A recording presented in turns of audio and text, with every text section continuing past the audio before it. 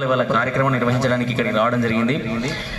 ప్రభుత్వం ప్రవేశపెట్టిన 6 గ్యారెంటీ లోపల ఒక్కొక్కటిగా ప్రతి అర్హులైన ప్రతి పేరింటికి చేరువైతున్న సందర్భం లోపల ఆడబిడ్డలందరి కోసం ఇక్కడ నుంచి రాష్ట్రమంతటా ప్రయాణించేందుకు వీలుగా ఉచిత బస్సు ప్రయాణం ప్రవేశపెట్టింది. అలాగే 200 యూనిట్ల వరకు కరెంటు కాల్చుకుంటే పల్లె నుంచి పట్టణాల వరకు ప్రతి ఒక్కరికి ఉచిత కరెంట్ ఇస్తుంది ప్రభుత్వం.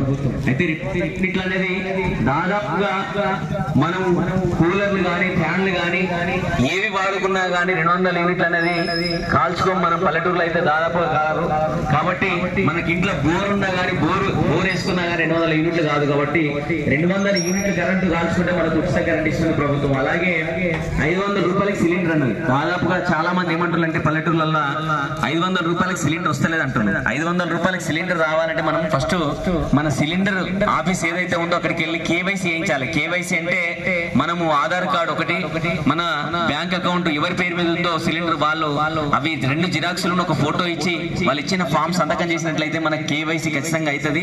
500 రూపాయలకు మనం ఇచ్చిన దానికి వచ్చే నెల నుంచి మనకు 500 రూపాయలకి సిలిండర్ వస్తుంది. అలాగే రైతన్నుల కోసం ప్రభుత్వం ఆలోచించి రుణమాఫీ చేసింది. 2 లక్షల వరకు రుణమాఫీ అవుతుంది. దశల వారికి అవుతుంది కాబట్టి ఎవరు కూడా ఆందోళన చెందాల్సిన అవసరం లేదు.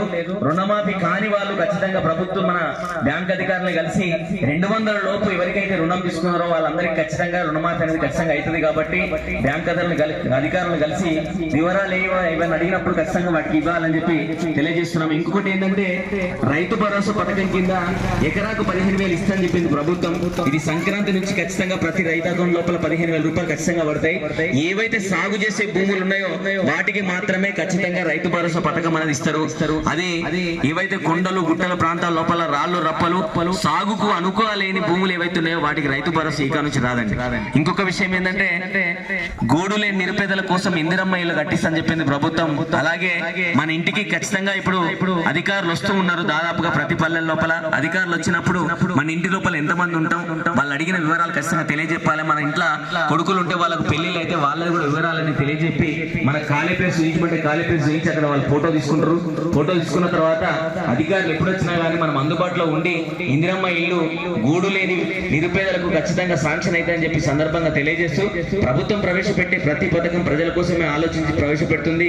అలాగే ఏడాది పాలన పూర్తయిన సందర్భం లోపల ఒక్కొక్క పథకాన్ని ప్రతి ఇంటికి ప్రతి గడపకు అర్హులైన వారికి చేరవేస్తూ ప్రభుత్వం ఇలాంటి కార్యక్రమాలు చేపడుతుంది. కాబట్టి మీ లోపల ఉన్న అనుమానాలను నివృత్తి చేసుకోవాలంటే మనం ఖచ్చితంగా మన అధికారులు వచ్చినప్పుడు ఖచ్చితంగా మనం తెలియజెప్పాలి. ఏ పథకం మనకు వస్తలేదో వాటి వివరాలను తెలియజెప్పి వాళ్ళు ఏం చేయమంటే అది చేసి ఖచ్చితంగా మన ప్రభుత్వం నుంచి వచ్చే లబ్ధిని మనం తీసుకోవాల్సిన బాధ్యత మన అందరి మీద అని చెప్పి తెలియజేస్తూ ఈ సందర్భంగా మిత్రుడు ప్రవీణ్ గలం లోపల ఒక మంచి పాట విందాం.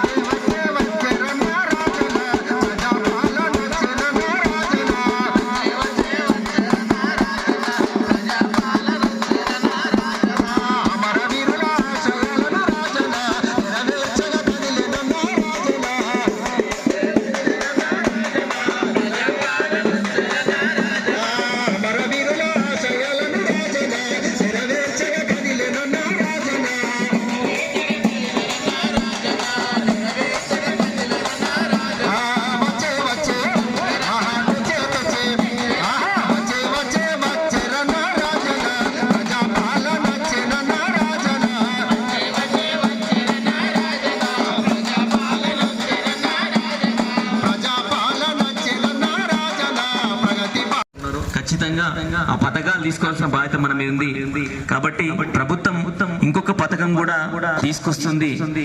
అది ఉమ్మడి ఆంధ్రప్రదేశ్ ఉన్నప్పుడు ఇక్కడ నుంచి ఇక్కడ ఉపాధి కరువై గల్బాట బట్టి అక్కడ ఏజెంట్ చేతిలో మోసపోయి పని దొరకక కల్లివిల్లై ఏదో పని చిన్న చిన్నగా పని చేసుకొని అప్పుల భారం తగ్గకుండా జైలు జీవితం గడిపి ఇక్కడికి వచ్చిన తర్వాత కూడా చిన్న భిన్నమైన కుటుంబాలు ఏవైతున్నాయో గల్బాట బట్టి అక్కడ చనిపోయిన కుటుంబాలు అంటే దాదాపుగా పనిచేస్తున్నప్పుడు గుండె నొప్పి వచ్చో ఏదో వచ్చి చనిపోయిన కుటుంబాలు ఏవైతున్నాయో వాళ్ళందరి కోసం ప్రభుత్వం ఆలోచిస్తుంది. గల్ఫ్ బాధిత కుటుంబాలందరి కోసం ఆలోచించి 5 లక్షల ఎక్స్గ్రేషియా ఇవ్వడానికి ప్రభుత్వం ముందుకొచ్చింది. ఆ కుటుంబాల లిస్టు కూడా తయారు చేస్తుంది. కాబట్టి గల్ఫ్ బాధిత కుటుంబాలు ఏవైతే ఉన్నాయో వాళ్ళు చితికిపోయిన కుటుంబాలు దాదాపు ఇల్లు నిల్వ నీడ లేకుండా కాలమెల్లదీసే కుటుంబాలు ఏవైతే ఉన్నాయో వాళ్ళందరి కోసం ఆలోచించి ప్రభుత్వం 5 లక్షల ఎక్స్గ్రేషియా కూడా ప్రకటించింది. అది ఖచ్చితంగా ఈ మధ్య లోపల అధికారులు మన ఇంటికి వచ్చి మన వివరాలు సేకరించి గల్ఫ్ బాధిత కుటుంబాలు ఏవైతున్నాయో వాళ్ళకు ఈ పథకాలు అందజేస్తారు, ఈ పథకం అందజేస్తారని చెప్పి తెలియజేస్తూ ఇంకొకటి ఏంటంటే దాదాపుగా ప్రతి ఒక్కరికి ఇంకొక విషయం చెప్తా. ఇది ప్రభుత్వం నుంచి మనకు కుటుంబ సర్వే అయిపోయింది. ఇంటింటికి వచ్చి సర్వే చేసింది కదా. ఆ సర్వే లోపల ఎవరైతే కరెక్ట్ సరైన వివరాలు ఇచ్చిందో వాళ్ళకి ఖచ్చితంగా ప్రభుత్వం నుంచి వచ్చే లబ్ధి అనేది చేకూరుతుంది. ఏదంటే ఏడాది పాలన పూర్తయిన సందర్భం లోపల మెల్లమెల్లగా ప్రభుత్వం ఒక్కొక్క పథకాన్ని ప్రతి ఇంటికి చేరువ చేసే విధంగా అడుగులు వేస్తుంది. అలాగే దీన్ని అదునుగా వేసుకొని సైబర్ నేరగాళ్ళు ఎవరైతే ఉన్నారో వాళ్ళు మనకు ఫోన్లు చేసి మేము అధికారులము మీ వివరాలు చెప్పండి, మీకు ఇది వస్తుంది అది వస్తుంది దాదాపుగా ఇట్లా ప్రతి ఫోన్ కు చేస్తా ఉన్నారు. కాబట్టి వాటిని ఆ మాటలు నమ్మొద్దు. ఎందుకంటే వాళ్ళ వివరాలు మనం తెలియజెప్పినట్లయితే మన ఆధార్ కార్డు వాళ్ళు అడిగిన నంబర్లు చెప్పినట్లయితే మన డబ్బు అనేది మొత్తం గల్లంతయ్యే ప్రమాదం ఉంది. కాబట్టి దయచేసి ప్రతి ఒక్కరు ఫోన్ లో ఎవరికి కూడా వివరాలు చెప్పద్దు. ఏ అధికారి ఫోన్ చేసినా ఫోన్ లో వివరాలు చెప్పొద్దు. మన ఇంటికి వచ్చి మన గడపకు వచ్చి మనల్ని అడిగినప్పుడు మాత్రమే మనం ఆధార్ నంబర్ గానీ మన బ్యాంక్ అకౌంట్ నంబర్ గానీ ఏ వివరాలైనా వాళ్ళకి తెలియజెప్పాలని ఫోన్ లో మాత్రం మనం వివరాలు తెలియజేయద్దు. ప్రభుత్వం ప్రవేశపెట్టే ప్రతి పథకం ఏదైతే ఉందో అది మనకు లబ్ధి ఖచ్చితంగా చేకూరుతుంది. అర్హులైన వాళ్ళు ఎవరైతే ఉన్నారో అది ఖచ్చితంగా తీసుకోవాలని చెప్పి ఈ సందర్భంగా తెలియజేస్తున్నాం. రైతు భరోసా పథకం మీద చాలా మందికి అనుమానాలు ఉన్నాయి. ఈ సంక్రాంతి నుంచి ఖచ్చితంగా ఎకరాకు 15,000 రూపాయలు ఖచ్చితంగా పడతాయి. అలాగే మొన్న సన్నవడ్లు పండించుకున్న వాళ్ళు ఎవరైతే ఉన్నారో వాళ్ళందరి కోసం ప్రభుత్వం ఒక విషయం చెప్పింది. క్వింటాల్కి 500 రూపాయలు బోనస్ ఇస్తానది. దాదాపుగా బోనస్ అనేది ప్రతి రైతు అకౌంట్ లోపల దాదాపు పడుతూ ఉన్నాయి. కాబట్టి ప్రతి ఒక్కరు ఇవన్నీ ఆలోచించారు. ఇంకోటి మహిళా మనుల కోసం ప్రభుత్వం ఆలోచించి వడ్డీ లేని రుణాలు 1,00,000 వరకు ఇస్తుంది. వడ్డీ లేని రుణం తీసుకొని ఏదైనా మనం ఉపాధి మార్గం ఎంచుకొని చిన్న కుటీర పరిశ్రమ పెట్టుకుని గొప్పగా ఆత్మగౌరవంతో బతకాలని చెప్పి ప్రభుత్వం ఆలోచిస్తుంది. కాబట్టి ఇవన్నీ పథకాలు ప్రజలకు చేరువవుతున్న సందర్భం లోపల ప్రతి గడపకు ప్రతి ఇంటికి చేరువైతున్న శుభ సందర్భం లోపల ఈ కార్యక్రమాల మీద అవగాహన కల్పించడానికి జిల్లా కలెక్టర్ గారి ఆదేశానుసారం జిల్లా పౌర సంబంధాల అధికారి గారి నేతృత్వం లోపల మన పంచాయత్ సెక్రటరీ గారి ఆధ్వర్యం లోపల కారోబార్ గారి ఆధ్వర్యం లోపల కార్యక్రమాలు నిర్వహిస్తున్నాం. దీనికి సహకరించిన మన పోతారం గ్రామ ప్రజలందరికీ రైతన్నలకు తల్లులకు ప్రతి ఒక్కరికి పేరు పేరున కృతజ్ఞతలు తెలుపుతూ ముగిస్తున్నాం. థ్యాంక్ యూ, ధన్యవాదాలు.